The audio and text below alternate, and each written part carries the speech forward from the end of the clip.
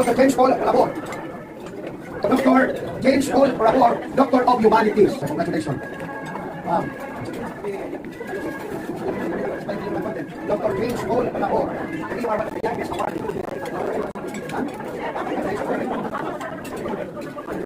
Balikan. Balikan.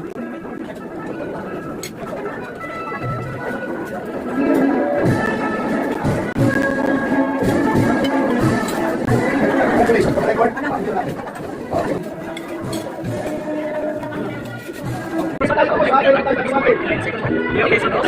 Thank you very much sa awan ng especially Kuya Mark here. Kung wala kay Kuya Mark here, wala ako dito. Para sa mga kasama. Kasi po, siya yung nakatulong sa akin na makatapos ng para makatulong lalo yan. Kahit kanino, walang pinipiling. Ito, kahit na nito, lalo na sa barangay.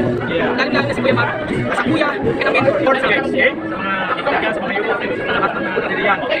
Sugat ninyo sa kahit kasi suportahan niyo siya po ay magaling. Okay. Sige, kayo po ay master's degree, may mga bachelor's pa tayo dito. Where are you? Okay.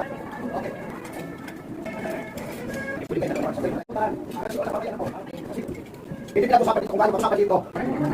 Isa pa. 1, 2, 3. Isa pa po. 1, 2, 3. Isa pa. That's right. 1, 2, 3. 1, 2, 3. Okay, isa pa. 1, 2, 3. 1, 2, 3. Isa pa. 1. Humanities Honorary Conference. International Student Conference. Hindi may special Philippines na copy of Humanities. 8:30 pass. Lilipat tayo. Ayun, ang Imus pa. Sa mga taga-Imus po yan, drug and trafficking. May responsibilidad po pala pagiging honorary doctorate. Baka wala lang, no? Na-award lang ako, tapos wala ka pa. Senador! Anak na kayo! Congressman, wala ka si Dr. Adobe. Kiko, my friend, anak friend. Awak na Attorney Dr. Raja Bud, Dr. Congressman, Attorney Dan Kim, Congressman Mayor Amati, Awak po President Sultan Bahu, si Tato Datigo, Dr. Attorney Dr. Mario Javier, Ceremony, of the Honorary Doctorate Degree ng Humanities Public Administration Doctorate Degree or in other words, honoris causa. Nice honor. Hindi lahat ng tao ay piling kabaran ng doktor. Meaning, you are the most honorable person.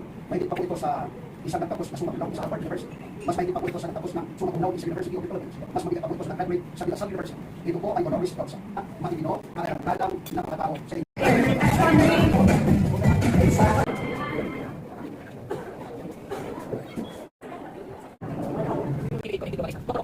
International University of Management.